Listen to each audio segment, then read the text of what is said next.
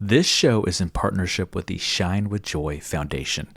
With Shine, your generosity will fuel their mission of empowering Black women in STEM, improving maternal healthcare equity, and spreading joy through yoga and community programs. You can donate today on shinewithjoy.com and help make tomorrow a better place.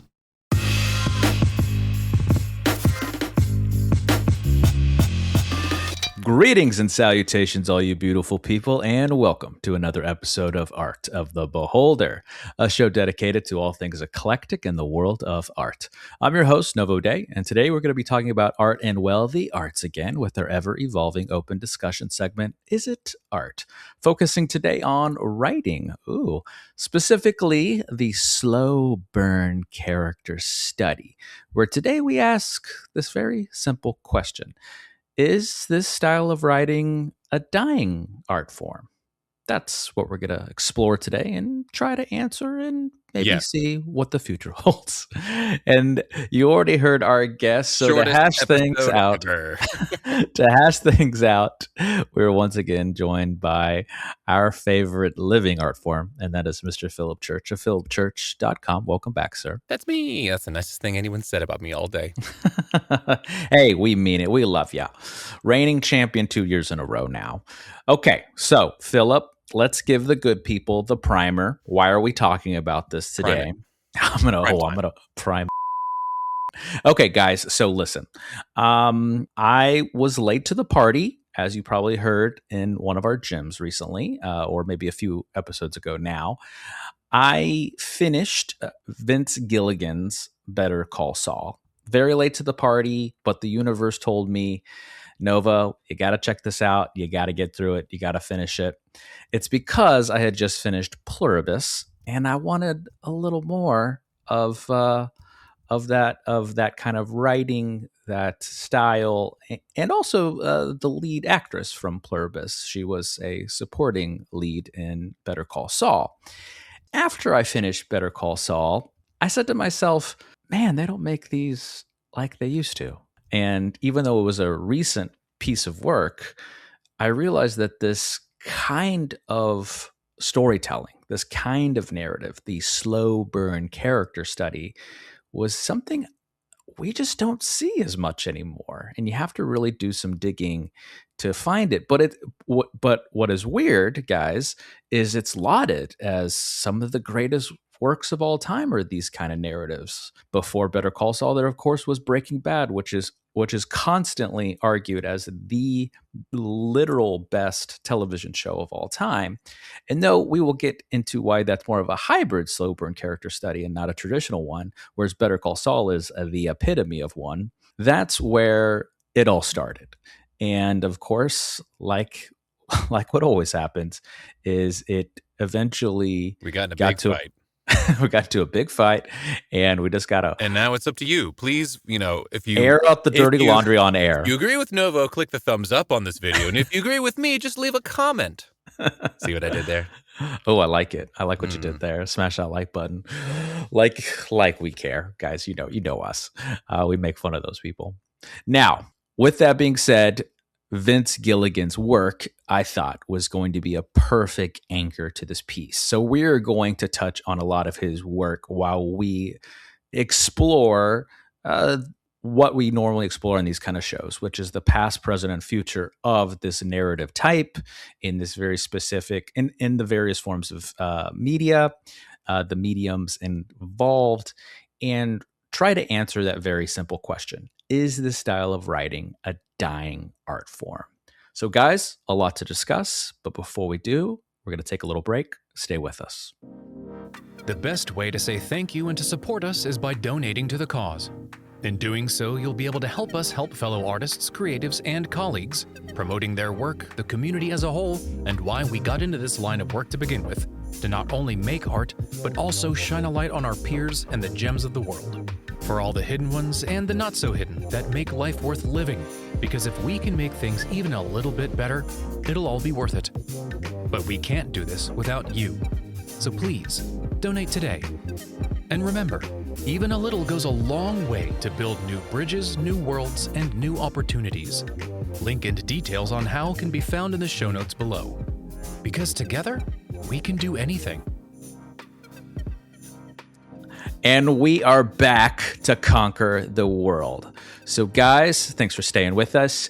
Now we are going to give you a little bit of background. We're going to talk about the past. We're going to talk about the present. And then we're going to theorize on the future of this style of narrative.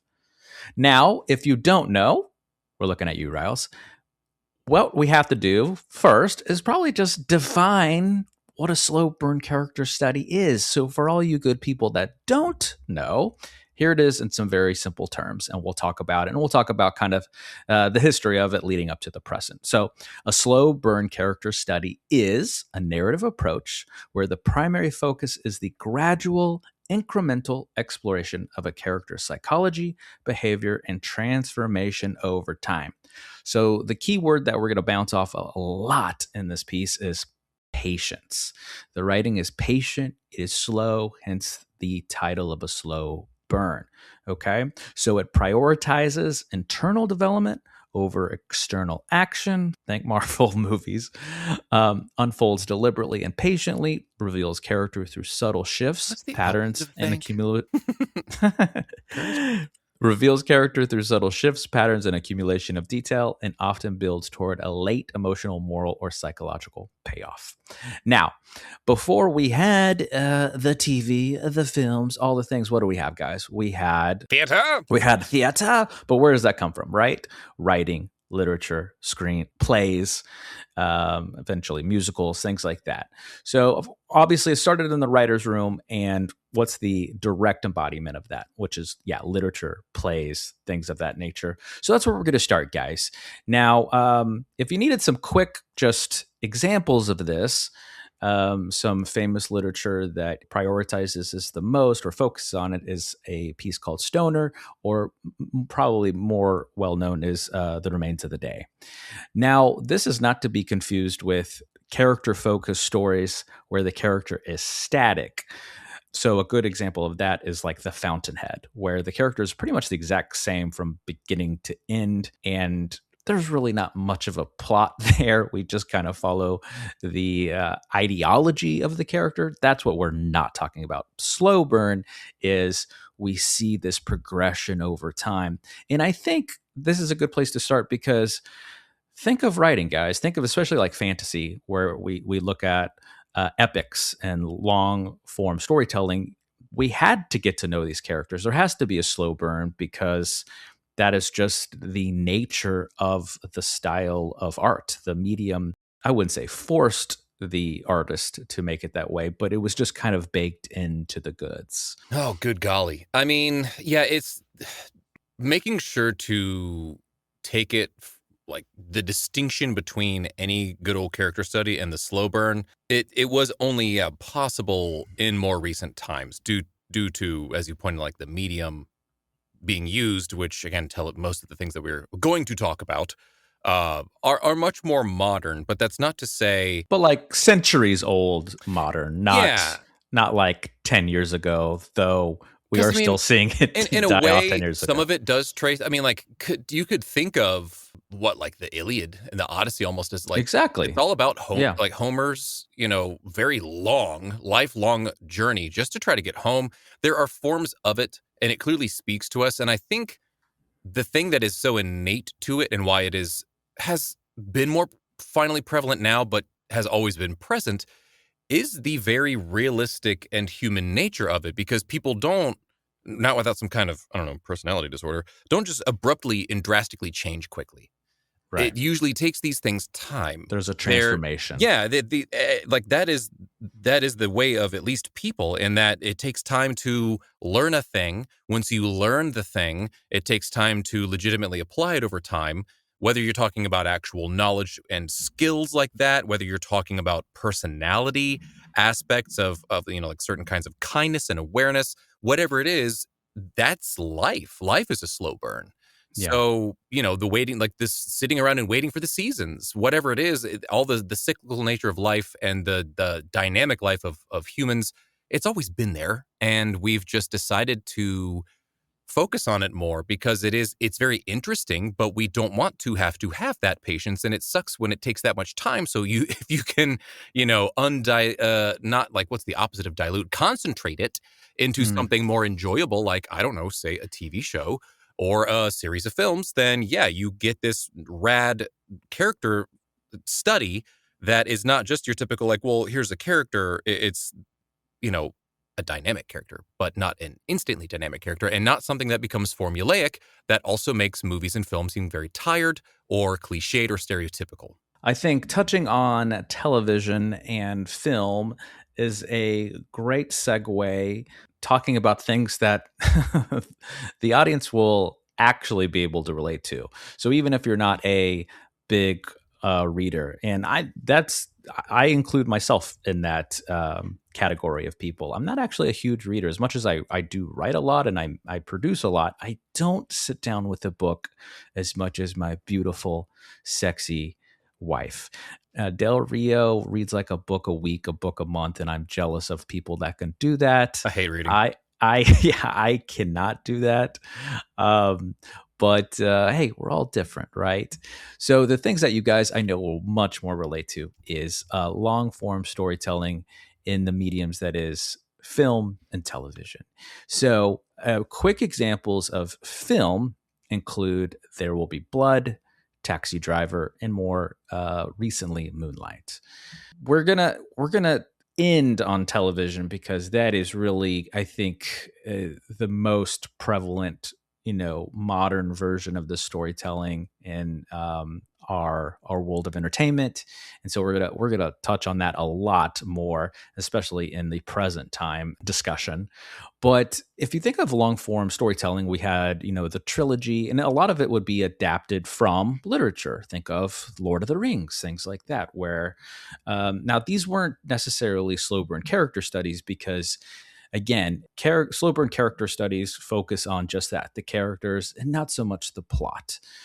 And I'll explain a very good example later when we're touching more on Vince Gilligan's work. But if you think of a balance between those two things, that's what we see a lot in film, where so going back, let's use, since I just said it, Lord of the Rings, for example, you can sum up the plot in one sentence. Frodo must get the ring to, what is it, Mount Doom to destroy it, right? That is, but like a million things happen in between there, right? He goes from the Shire to Mount Doom, but he meets Gollum. He meets all these colorful characters. There's a lot of Pink Spider. yeah, there's a lot of action. There's a lot of sadness. There's a lot of heartbreak. There's a lot of happiness and bewilderment and everything in between, right? And that's where you get Not the that much character happiness. building. It's not that much happiness. It gets pretty dark at times, but that is fun. Fleeting moments of happiness, like commercials, right? There's those moments where they win the battle or they win the big fight or whatever. I suppose That's where you have a balance of those two worlds, right? If you can sum up a sentence, if you can sum up a plot like in a sentence or a few sentences, then that is, for the record, not a slow burn character study. But for the just purpose of explaining this and for you guys to understand it, we're going to talk about some of the hybrids, of course, as well, that have the balance of those two worlds. Now, there's a lot of amazing examples of other films that really focus on this, but the ones that I was talking about earlier, like There Will Be Blood, Taxi Driver, Moonlight. It's, if you really think about it, it's harder to do that, and that's when you have a character, a more of a slow burn character study, when you can't sum up the plot easily. Like, what was There Will Be Blood really about? Was it just bloodthirsty greed of the protagonist? Was it about the son's, evolution as a character, with his disabilities? It's just harder because we're focusing less on plot and more on character revelations, internal struggles, psychology, all the little things that make a character a character. To be fair, they were books first, but were also very successful movies. But an interesting side slow burn character. It's like, it's not always about that main character. I think that's another thing that can almost take away from it, is that good slow burn characters are often standout characters and become fan favorites. Not that this is the most perfect example, but my brain went here during thinking about this. Mm-hmm. Snape from Harry Potter. Mm. The way that he was constantly painted as a bad guy. He actually had certain aspects of being it was, I don't know, a very good sort of anti-hero, not quite villain. Part of it is just a good twist. But the way that even knowing that of going back, it's like it's not simple to explain the whole deal with him. And I like that he was never quite a villain, not quite a good guy. He's somewhere gray and in between, and that he is the young adult version, a very good, approachable, young adult slow burn. And that, like I said, he's one of the favorites. He's like a fan favorite. He's probably one of the most sympathetic non-main characters, and that people give him the most. And I kind of feel like it's because of his just relatability, which again, just comes back to my earlier point of just saying that again, that's how people are. We are all slow burn in our very nature. Well, I like that. It's kind of a sub thesis. Well, we don't even have a thesis for the show. That's kind of the thesis of the show. Slow burn character studies is very human. I was thinking about what you said with can you sum it up succinctly? Is it like a one sentence kind of thing? Yeah. Because other possible examples of this from recent were Gran Torino and Drive. I don't mean to pick automotive themed movies. No, he did. It's all he's been talking about all week. I love it. I'm obsessed. But yeah, love me some Gosling. But especially with Drive, I think part of it too is that there's not a ton of dialogue from that character. The movie the movie itself was kind of slow burn, and it's as the protagonist, I don't even remember his name. It's just like the driver or like the man with the awesome jacket. The main character from Drive, that you get certain developments, and especially with some of the more explosive things that happen later in the film. I'll just leave it there for anybody who hasn't seen it and still needs to go see Drive, because it is pretty darn good. That also felt like a bit of a slow burn, and I think that's part of why that movie wound up being somewhat of a pseudo indie just success. That it felt like it came out of nowhere. People just loved it. And, I think talking about this from the opposite point of view goes a long way too. So to understand this better is think about the absolute opposite, where the plot is primary and the characters are secondary. So think of any Marvel film you've ever seen. I don't know what makes any of them tick. I don't know what really drives them or motivates them. I don't know their real psychology beyond something very superficial, because there's these huge set pieces, and there's, with the plotting, you can not only sum it up in a sentence. A lot of people will have like dissertations on all these things that connect the universe and all these things, but all the characters are essentially the same, right? It's good versus evil tropes, and they want to get the gems or the, or stones, I guess it is in Marvel films. They want to get or prevent the bad guy from getting the stones. But I don't know what Captain America is thinking at any given, time. There's no slow reveal of character and motivation and inner psychology. It's just, we got to stop the big bad, or we got to get the MacGuffin. We got to get the popcorn thing. Films. They're good for what they are. But I think understanding that require intense analysis and depth of thought. But understanding just this, it's easy to understand the opposite. That is the utter opposite, right? Now, speed up to television shows over the last few decades, and now we've entered this kind of golden era of television. They've been able to adapt stories and books and, sometimes ancient literature into much more digestible, cohesive entertainment, but at the same time tell an amazing story. And when it calls for something like a slow burn, we can actually do it, since it's television or it's a limited series that gives the medium time to evolve. And that's a good place to go back to the work of Vince Gilligan. So if you don't know who Vince Gilligan is, he probably, he was probably a writer first, because we were thinking about doing a whole show on just Vince Gilligan, but he's kind of in the middle of his career. He's going to be like a legacy kind of episode where we do a full discography more at the end of his career. In 20 years. But yeah, he started in writing first. He wrote some films, some screenplays, but he didn't get his big break until he started writing and directing and producing episodes of The X-Files, very popular show from the 90s and early 2000s, if you're not familiar. And then, of course, he made international acclaim, fame, and success through his series on AMC, Breaking Bad, as we've already talked about. And that led to the film epilogue El Camino, the prequel Better Call Saul, and then, of course, the most modern outing he's done on Apple TV, which is Pluribus. And time again, when I was watching Better Call Saul and thinking to myself, like I said in the intro, man, they don't make stories like this anymore. And that is another good example, just to piggyback on what I've been saying through some of the earlier examples. Can anybody sum up what Better Call Saul is about? Like the plot? Can anybody in the comments give me one sentence or two sentences? No. You can with Breaking Bad, because that's a hybrid. That's a slow character burn, but also plot driven. Because Walter White knew he was dying. Here's the sentence. Walter White found out that he was going to die of cancer. He wanted to leave his family a financial nest egg before he died. To get the money the fastest, he became a meth cook and got into the criminal underground to raise as much money as possible. So his intentions were good in the beginning, and as we all know, that he turned into Heisenberg. Spoilers. But the point is that, watching all these and feeling such a sense of joy and pride in the storytelling and the narrative, it not only made me say to myself, man, they don't make these kind of things as much anymore because people have no attention spans sometimes. What? But it also, exactly, but also made me really do some soul searching on, but why is this so special? And I think it goes to Philip's thesis.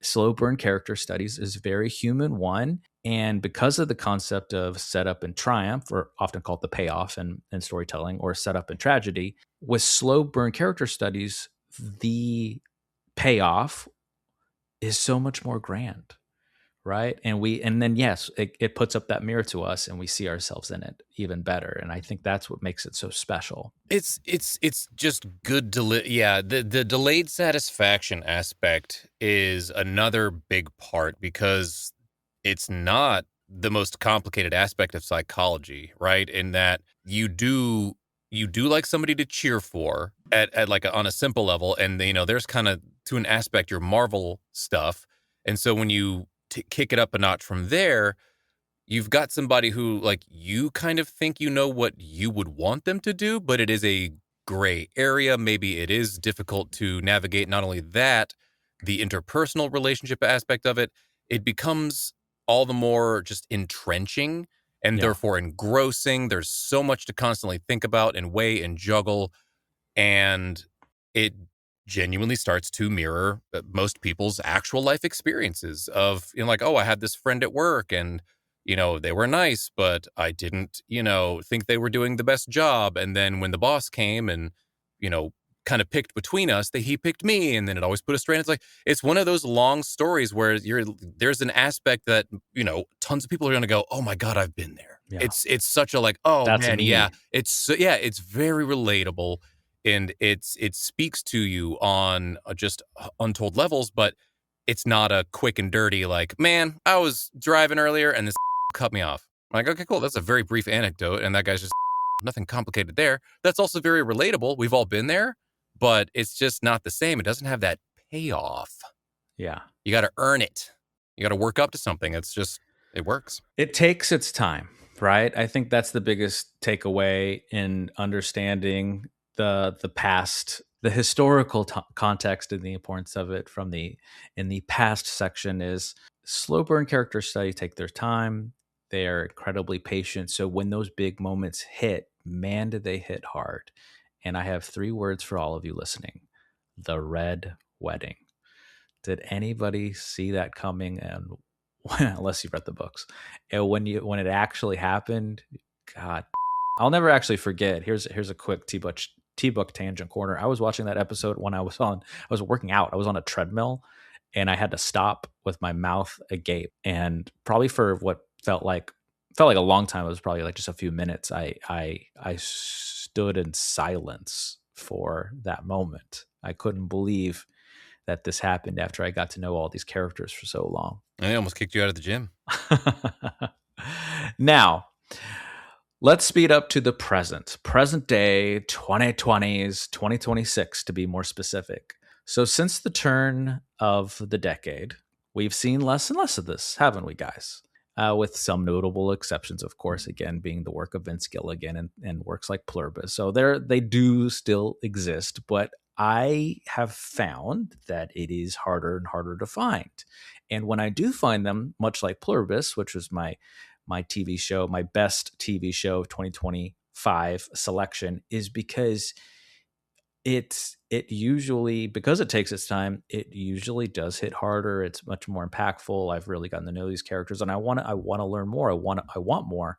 That's why they become over time some of the greatest works, in hindsight. So the question really here is why? Why are we seeing less and less of this? Is it, the lessening of attention spans? Yes. Partially. Is it social media? Is it, the power? What's changed since we've had the power of having our phones or our computers in our pocket in the form of a phone? I think to an extent, those things are true. Sadly, the ability to be patient is leaving us because we are in an age of constant instant gratification. Yes. There has to be a way to get exactly what I want, either right now or very soon. It sucks, but it is kind of where we're at. It might also be that doing so is a lot harder than it sounds, and doing it well. Otherwise, you would see it everywhere. And as anybody who gets involved in art will end up learning, whether directly or indirectly, there are only so many original ideas. It is actually very, very hard to completely craft something that is 100% your own to an extent. Like I believe we've discussed on the show previously, it's just different characters, archetypes, story sort of archetypes. Like there are things that sometimes you watch it and you're like, oh, this person must have been a fan of X, Y, or Z. Sure. Just in myriad different ways. Always sitting on the shoulders of giants. Yeah, you start to recognize the ways that it's impossible to not let your own influences come through in your art too. Yeah. And I think that just adds to the rarity of the really good ones. And it's this crossroads of the shorter attention span, the difficulty in pulling it off, and then even when you pull it off, of just the chances of it being one of the biggies that is very successful these days. It's somewhat of, as another saying that has been tossed around on the show occasionally, somewhat of lightning in a bottle. When that person has that skill, awesome. It's funny because one of the ultimate deception of great talent is the person's ability to make it look so easy.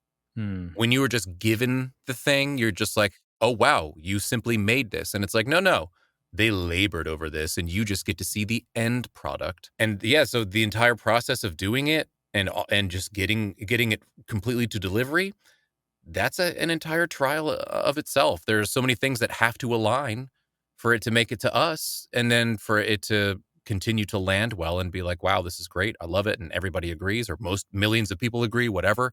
That's very hard to do.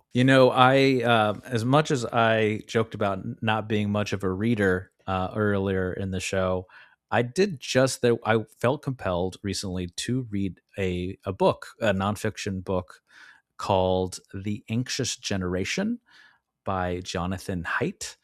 And it is very apropos to this conversation, because part of the reason I wanted to read the book is because it finally gave instead of correlation, it gave some causation to some of the sociological epidemics we've been seeing in our youth over the years. Gen Z, Gen Z and every generation younger than them has had just these flourishes in depression and anxiety and isolation, and they're the most lonely generation. Like all of these very impactful psychological changes that I had known for a long time, and I had read about because there's correlations left and right, and that's eventually what led me to even writing the entropy sessions. But there was not a lot of hard causations, And this book is finally connecting a lot of the dots through some of the scientific peer-reviewed journals and experiments and things they've done as sociologists and psychologists, things of that nature. So, guys, I highly recommend you read it.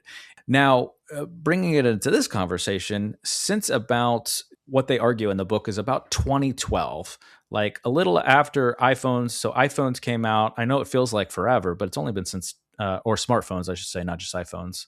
So whatever smartphone you're using, feels like they've been out for a very long time. It's only been since about 2007-ish. And we've only had social media or a version of it since about 2004, 2005. Those were the big turning points. And when kids were old enough, or I wouldn't say old enough, like their parents thought they were old enough to allow them to have both a phone and social media at the same time, the youngest generation, being Gen Z, was the first to have this perfect storm of events come into their world. And that created what he calls in the book, Jonathan Haidt, the anxious generation, where we went essentially from a play-based childhood into what he calls a phone-based childhood, where instead of kids playing in recess or in the park, they turn to their phones, they turn to Instagram and all these things. And since about 2012, it has just made a lot of their psychological illnesses exponentially worse. I'll get to my point. So with all of those things, they also, of course, saw correlations and causations of just the things that we have been theorizing about. So yeah, shorter attention spans, people isolating themselves more, and all of these things that make the powers that be, the Netflixes and all this stuff, say, okay, well, we work in the entertainment industry. We still need their eyeballs, so they'll pay for subscriptions and all this stuff. And since they were seeing the writing on the wall too, that's why, especially when TikTok came around, that's when the entire industry started to evolve towards that demographic vis-a-vis their change in that direction. So Netflix literally asked their writers to make shorter, punchier content. A good example of that is look at Stranger Things season 1 versus Stranger Things season, I believe, 5, the final season of Stranger Things. And now we have an entire genre of content based on this because of how Gen Z and younger generations were rewired. And they call it vertical microdramas or mobile first microseries from platforms like Real Short, Drama Box, and of course the king of those platforms, TikTok. So these are 2 or 3 minute narrative little episodes that someone can consume. It's like 30 seconds to 2 to 3 minutes. They try to get as much as they can in a short amount of time. It's impossible to build a character with that. So they're all plot, right? Someone has to save the princess or defeat the bad or whatever. 110% exposition. Right. It's a huge, Kojima, on steroids. Screw the fourth wall. Exposition dumps, right?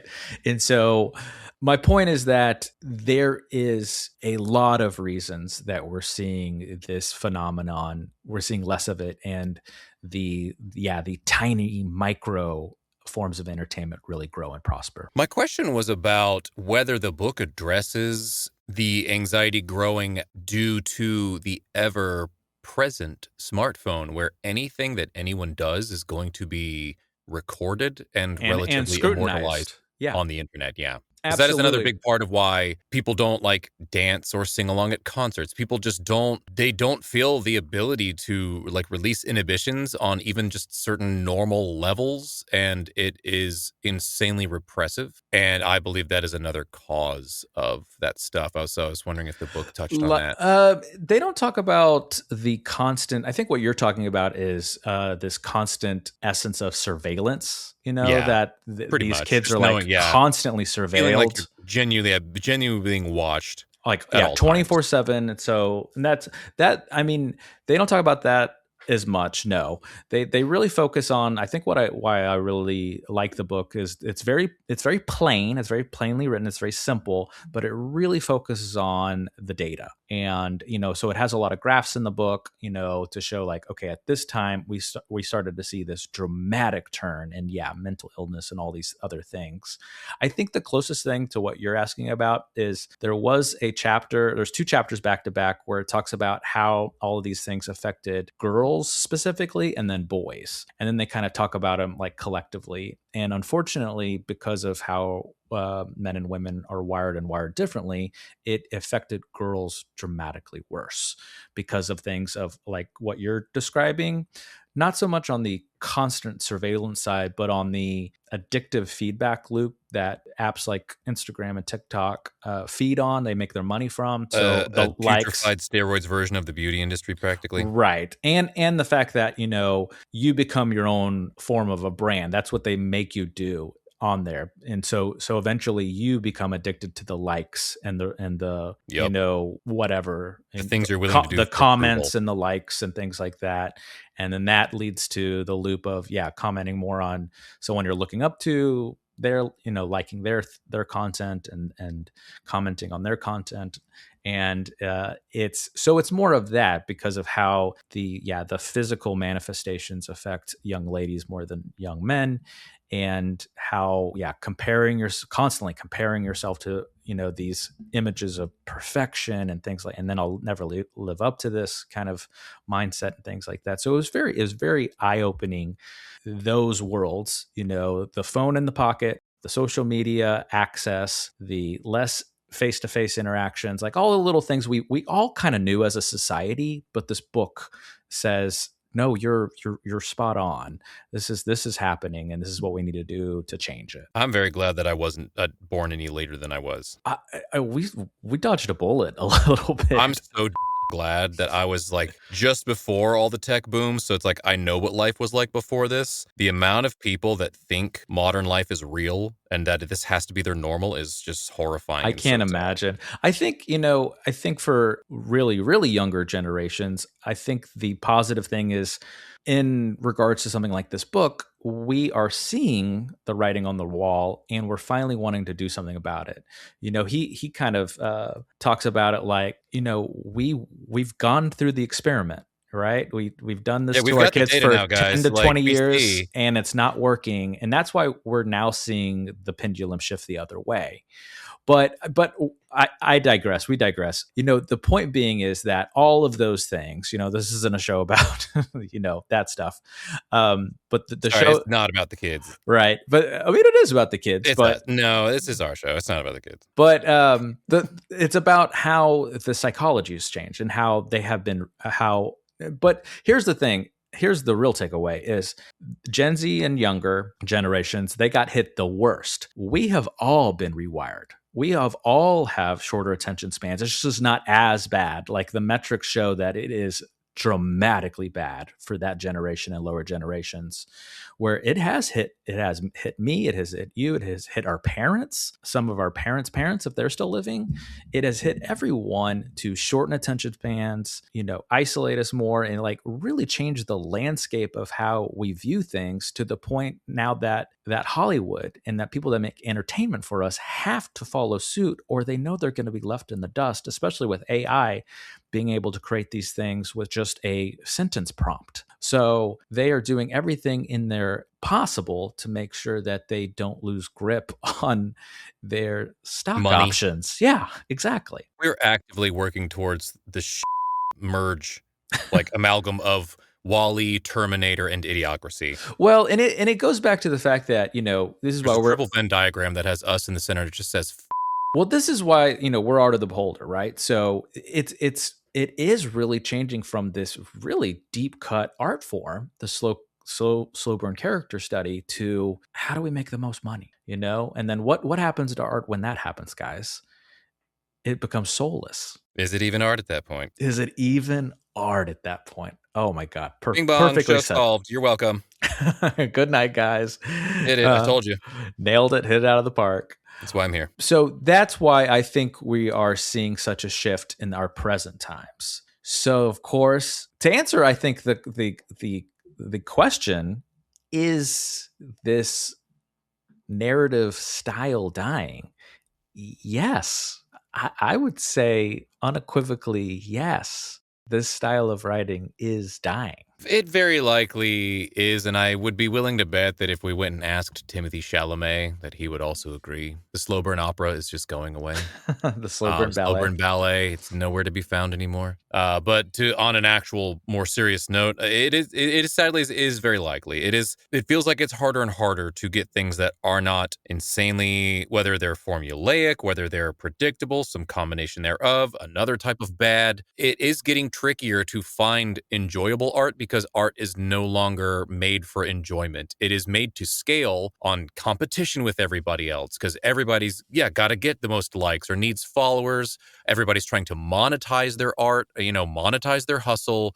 It's taking the soul out of it. The meaning is forced. It's not what it's supposed to be. And there's really no clear way back because we're simply not in control of these vehicles. There's nothing we can do to like reverse the economy or go back in time just yet. So it's sadly, I would agree with you to an extent. There is a slim chance that could change and we could kind of heal as a society if enough of us do put our foots down and make better decisions and change a few things. But on this current path we're on, it does feel inevitable that art is just going to become relatively just valueless because it'll be too easy to create AI art and everything else again will be somehow monetized. So thank you, capitalism. I'll have to push back there. I don't think it'll be valueless or soulless. So this is our opportunity to talk about the future because I think it would be easy just to say that this is a straight line and it's regressing. It's going to die, like officially especially this form of storytelling will completely die one day.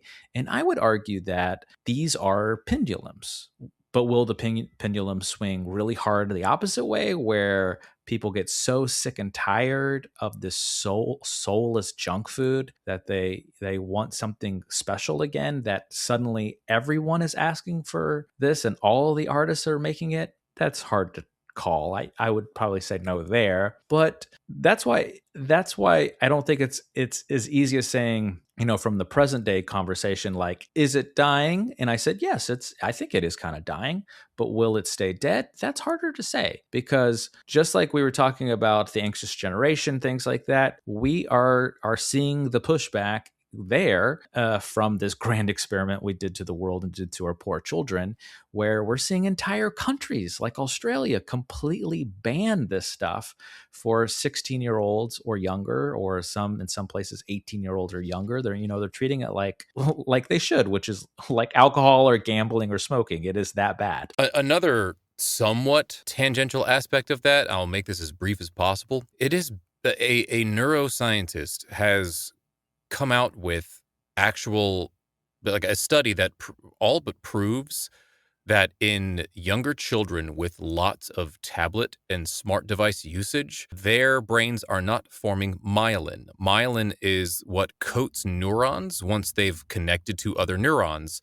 So if you are not maintaining the connections, you're neither making meaningful new memories or new knowledge, if not both. And that is just another hard fact that will really help efforts like that, which I could not agree more with, which is keep this horrible, toxic shit away from our children. Absolutely. I am completely and utterly behind. Make technology a slow burn for them. I think the legislation should change. We definitely need some sort of like hard law age restrictions, things like that. No more of this clicking yes I'm 18 bullshit.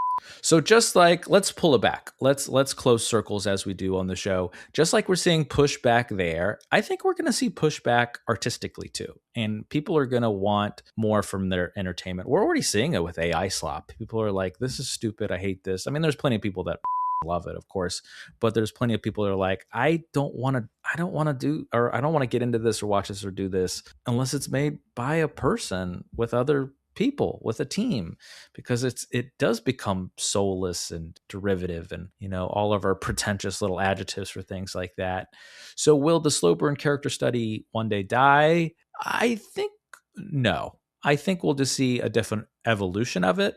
Is it dying right now? Absolutely. Will it completely die one day? I would say no. I think it'll have a resurgence. It'll have a bounce back. It'll have a renaissance. But in what capacity? I don't know. That is the part that we can't foresee. I don't think the pendulum is going to swing completely the other way, where it's all like it's all we see is shows like Pluribus and Better Call Saul. I don't think that'll ever happen. I think there is a place for the short, the very short, concise kind of content in films and television and stuff like that. So there has to be there has to be balance. That's what life's all about. Have balance with everything, including the kind of entertainment you enjoy. And most importantly, I didn't think this was going to be a PSA on this, but how much phone usage you use. Does art really die? Even if people aren't producing it in either droves, like when things are in, couture, or even after they have Couture. somewhat waned and their appreciation remains. There's however many museums around the world, tons of old paintings and statues, and those things are around. Vinyl is still popular as all get out. Certain mediums might become unpopular, and especially when it comes to technology, sure, like people don't make VCRs anymore. That doesn't mean those arts are lost. We still have those movies, the discussion of them, just love of them. Those things don't really end or go away. So in some way, slow burn character will not die. So it won't be valueless because you went down a dark path a minute ago. I'm just saying that was a possibility. That if we do not change anything and just keep barreling forward the way that we have been, without any checks and balances, new laws, restrictions, blah blah blah, then unfortunately, probably we could. That is a possibility. Sure. And we have to un-Skynet ourselves. Everybody, please do not let ourselves do Skynet. So, well, then between that idea and this idea that art never dies, where is your core belief? Is it somewhere in the middle? I don't think, with how good they can be, and that there will always be those people that, whether they become a form of indie, a form of weird niche, like a throwback, a retro, whatever you want to call it, Yeah, it won't die. Definitely not in our lifetime, or even possibly the next sort of generation or so. It is, again, it's too human. As long as we keep art somewhat human and people want to consume that, cool. The demand, need, that's what makes things, right? I mean, necessity is the mother of invention, if not creation of a thing. And so as long as people want it, some people will make it. As long as people want to make it, some people will consume it. Oh, he brought it on home, guys. So that always brings us to putting the ball in your court. What do you guys think? Do you think the slow burn character study is on its way out? Do you think we're just having a little bit of a change of pace in our forms of entertainment? Or do you think it's going to have a hard death one of these days? Maybe by stoning. I don't know how it's going to go out, but Right. And remember, if you agree, like this, and if you disagree, you have to comment and tell us why. Or we also take smoke signals, email, notes by bird. I prefer snail mail these days. Eagle or owl is preferred. Pigeon.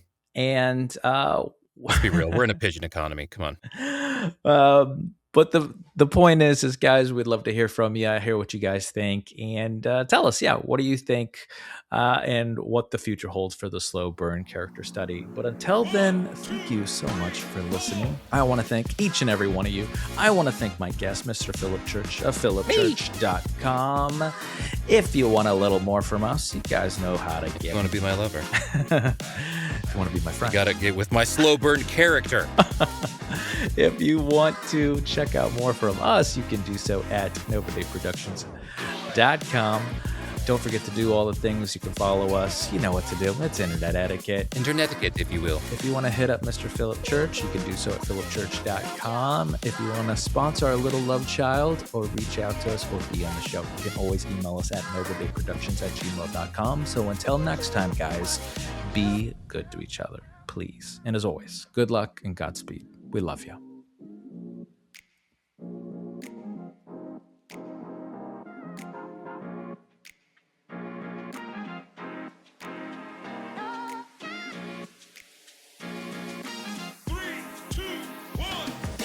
Art of the Beholder is brought to you by Novo Day Productions.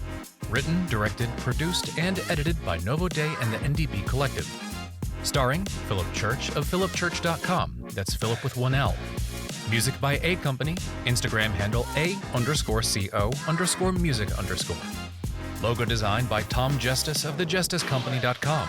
JESTUS. All rights reserved. Thank you again for listening.